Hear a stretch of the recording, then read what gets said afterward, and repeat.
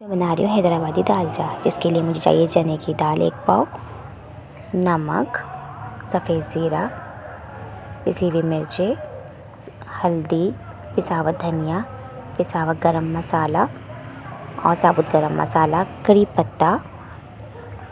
آپ ٹماٹر لے لیں 2 عدد، 3 سے 4 ہری مرچیں، اور یہ لوکی ہے اور یہ قیمہ ہے۔ ویسے تو یہ گوشت میں بنتا ہے پر میں آج قیمے میں بنا رہی ہوں۔ اور پیاز لے لیں گے اور املی، تھوڑا سا تیل گرم کریں گے، تقریباً ½ کپ جتنا ہم نے تیل لیا ہے۔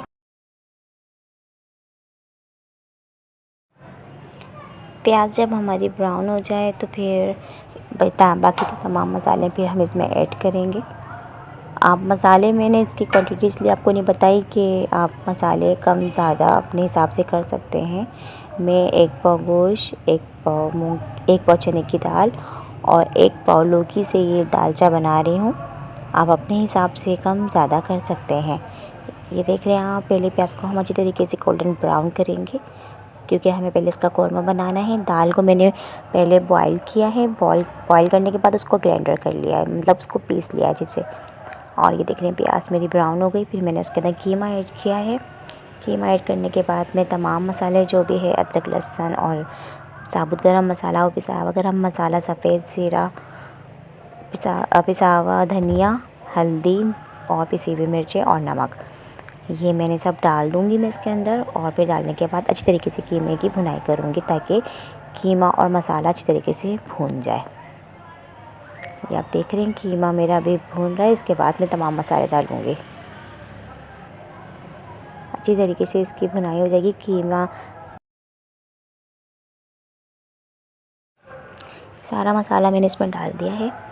آپ اپنے ٹیسٹ کے مطابق آپ اس میں ڈال سکتے ہیں، کم زیادہ، کیونکہ ہر کسی کا اپنا اپنا ٹیسٹ ہوتا ہے، اپنے طریقے سے سب لوگ بناتے ہیں، تو اسی لیے ہمارے پاس جس طریقے سے بنتا ہے میں اس طریقے سے بنا رہی ہوں۔ یہ حیدرآبادی ڈش ہے، بہت VIP بنتا ہے۔ اس کو بغارے چاول کے ساتھ یا آپ روٹی کے ساتھ استعمال کریں، مگر چاول کے ساتھ بہت زیادہ مزے کا لگتا ہے یہ آپ دیکھ رہے ہیں میرا قیمہ بھون رہا ہے، تقریباً بھنائی پہ آ گیا ہے۔ اس کے بعد میں نے اس کے اندر 2 بڑے سائز کے ٹماٹر ڈال دیے ہیں۔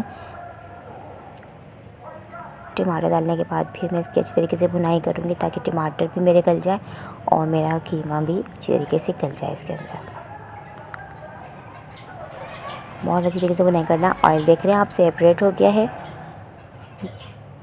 بہت مزیدار سی خوشبو آ رہی ہے، اور خاص طور پہ اسپیشلی اس کے اندر ابھی میں کڑی پتہ ڈالوں گی اس کی۔ یہ دیکھیں اب میں نے لوکی اور ہری مرچیں ساتھ ڈال دی تاکہ ہماری لوکی بھی گل جائے، اچھی طریقے سے پک جائے مسالے کے اندر۔ لوکی کو آپ اچھی طریقے سے دھو لیجئے گا پہلے کاٹ کے، اور تھوڑے بڑے سائز کے اس کے پیس ہوتے ہیں۔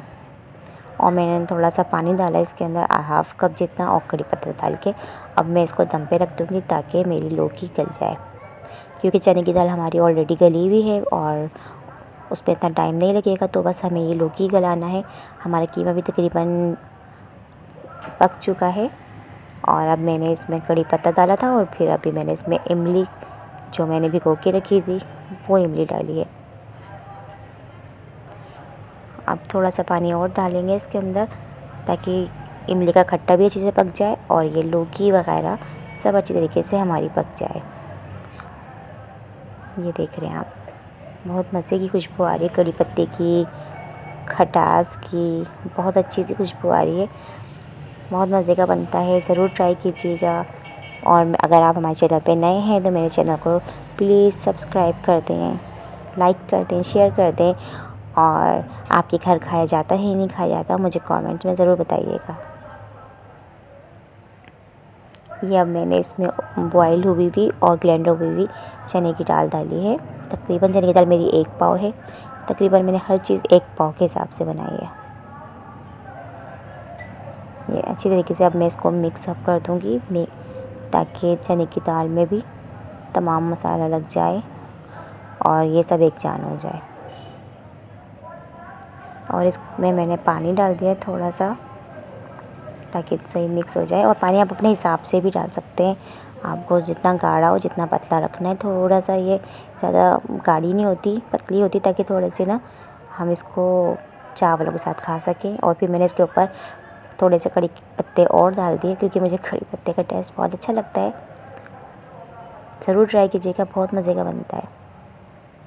یہ حیدرآبادی اسپیشل دالچا ہوتا ہے، بہت مزے کا لگتا ہے. زیرے والے چاول کے ساتھ کھائیں، بہت اچھا لگتا ہے یہ.